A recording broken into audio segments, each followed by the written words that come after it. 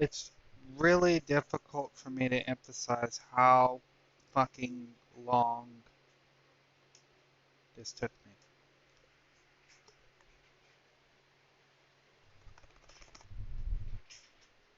So,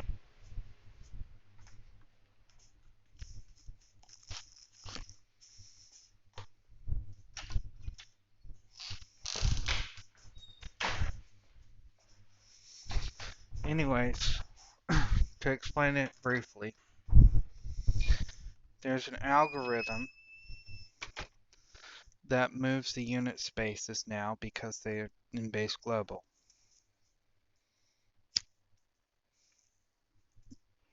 The unit spaces are no longer in children to get their translation. As easy as it might sound, it wasn't that easy.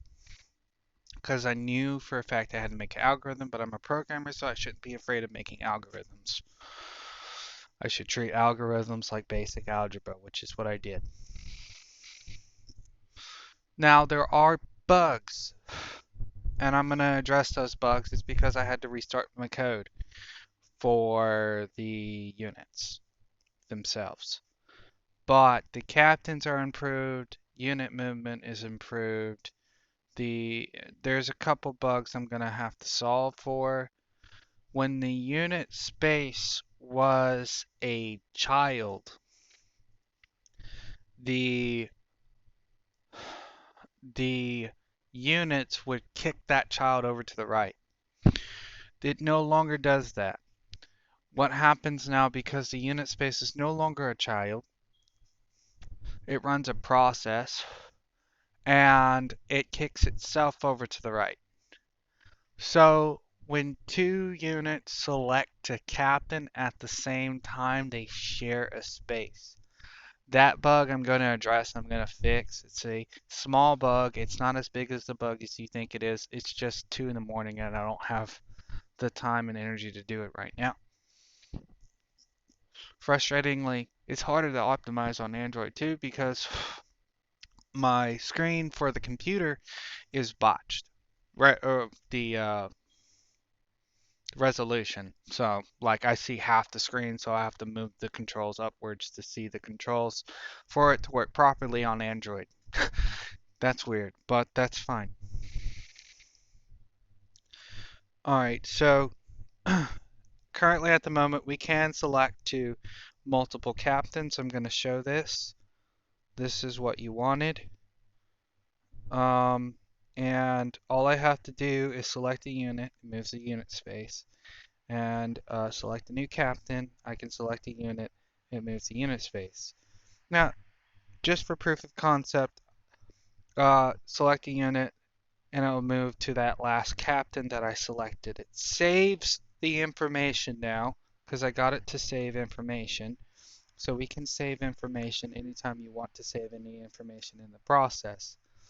And we can select units that are selected to another captain and move them to another captain. So I can, and this is about 25 captains to demonstrate the other captains work as well.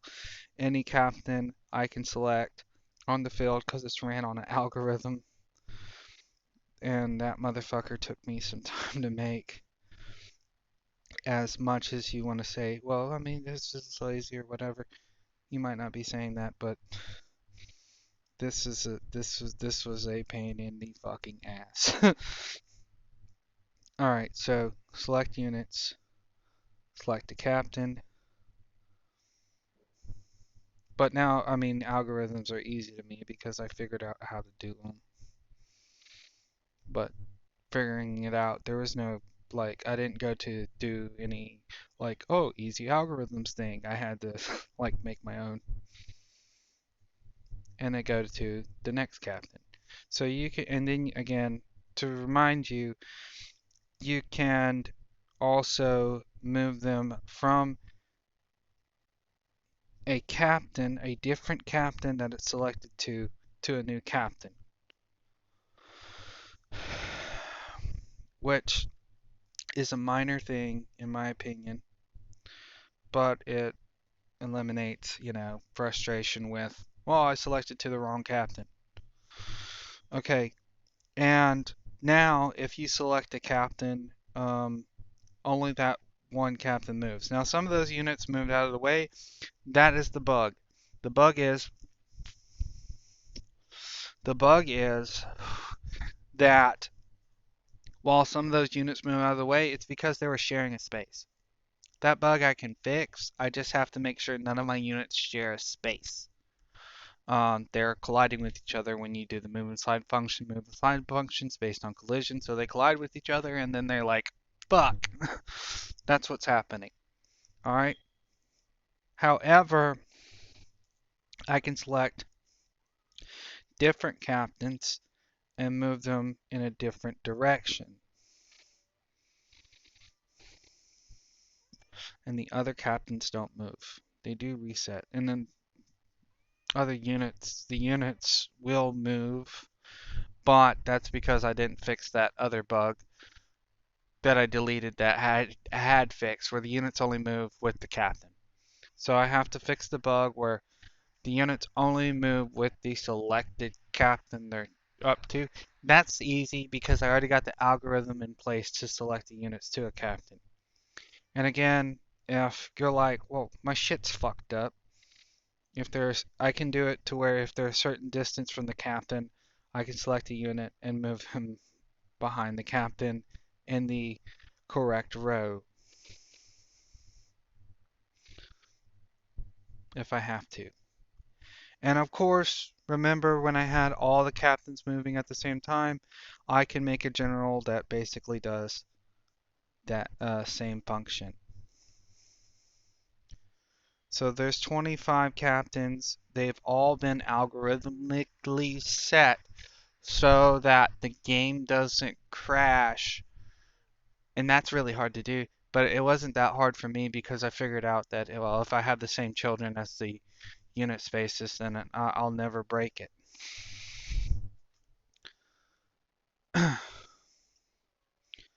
It was about 200 lines of code. It wasn't that bad because the first algorithm I made was about 35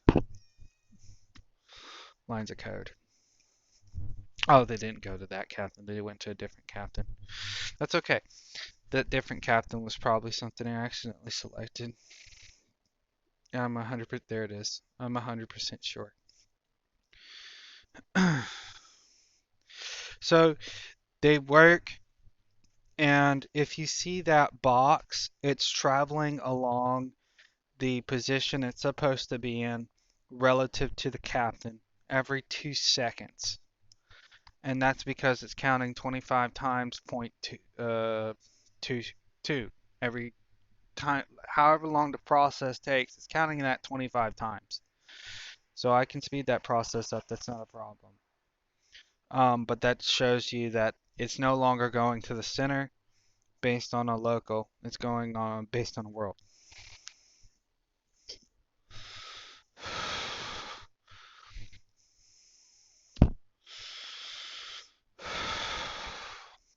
If you think about other games, and I just want to point this out how um, different this is from other games, let alone an app. I'm talking about games in general. In other games, like let's even mention Warhammer. Like I'm gonna go as far as Warhammer just to give you the example. And you might not be thinking, oh, it's not that hard or it wasn't that complicated, blah blah blah blah blah. In Warhammer, they don't have this. In Warhammer, they have a unit, a single unit, the leader, and they have a catch saved for the information of that unit. It moves across the map, and when it gets into the battle, it counts up all the units it has and spawns them in a specific location, which is a hell of a lot easier to do if you have a captain already and it spawns them in under a child. I'm not spawning them in under a child. They're already spawned in. And then you can box those children in and move them in a specific location, which is a lot easier to do. So, what I'm trying to tell you is I've actually done something.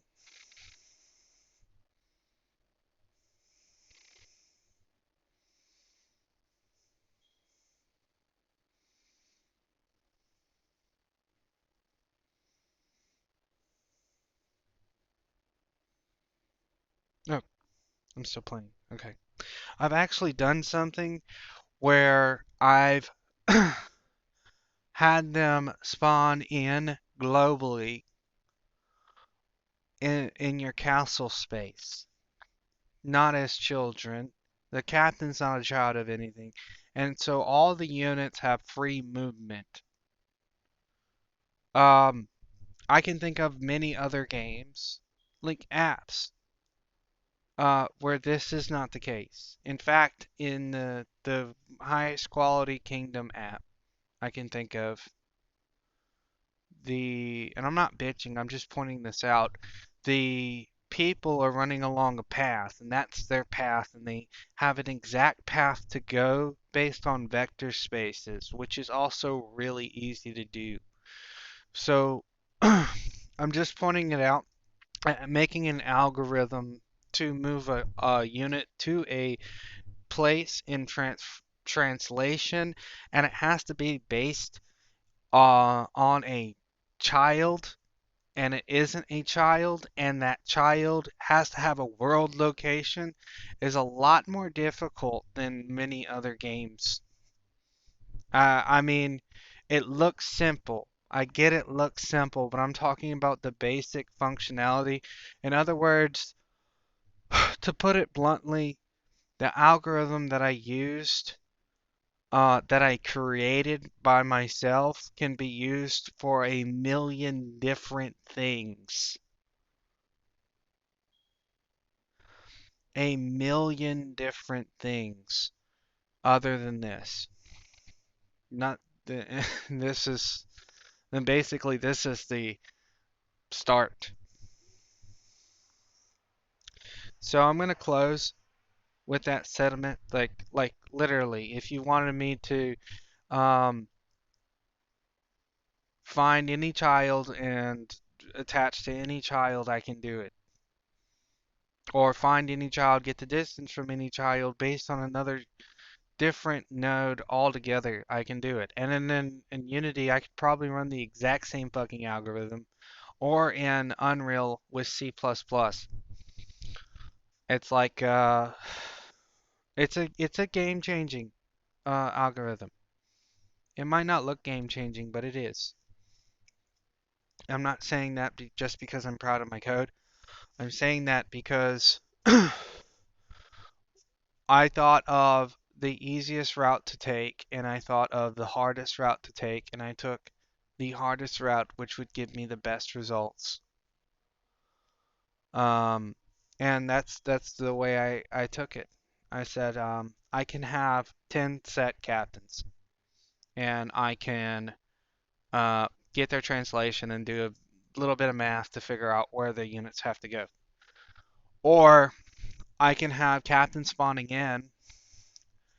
I can algorithmically find the exact captain from a captain spawning in, without breaking a find child, get child node. Get child 11, when you have 10 children, immediately crashes the game. Immediately. It's not even a question. Always crashes a game. Doesn't matter what engine you're using, it will crash the game because C sharp is going to recognize a null instance which will break the game. And so the algorithm I created basically made complete sure that that was never going to happen. It also, like weapons. I can think of weapons. I can think of items I can do this for. Any item I can get the count of. Obviously, you can. That was easy.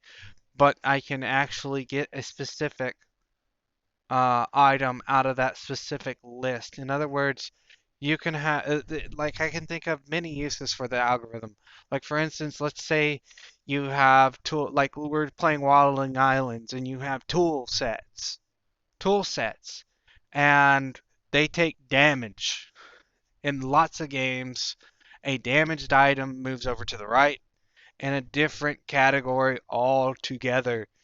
The damaged sword with 100 health. In Minecraft, if you think about it, all the items are separated. Any game I can think of with damaged items, the items are separated. But with the algorithm I created, the items are in the same slot, and I can get the damaged item out of that. Or I can get the variable of damaged items, a variable of damaged items out of that. Which means I can say, like, oh, well, there's 15 damaged items in this item slot of 100, 100 fishing poles, if you have 100 fishing poles. 15 used fishing poles and 85 unused fishing poles. I can actually do that.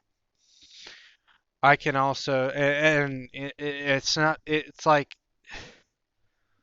if you, like, if you took Skyrim and somebody had a bone to pick with you over a scratch on gold in gold coins. Let's say you had 1,000,000 of them. With the algorithm I used, I could actually get the gold that was flawed inside the gold that you have. And if someone has a bone to pick with you, they could pick it over the amount of gold you have that is flawed, not flawless, in the same item slot. That's unheard of. I'm sorry for bragging, but I'm just pointing out that algorithm that I made can actually be used in many ways.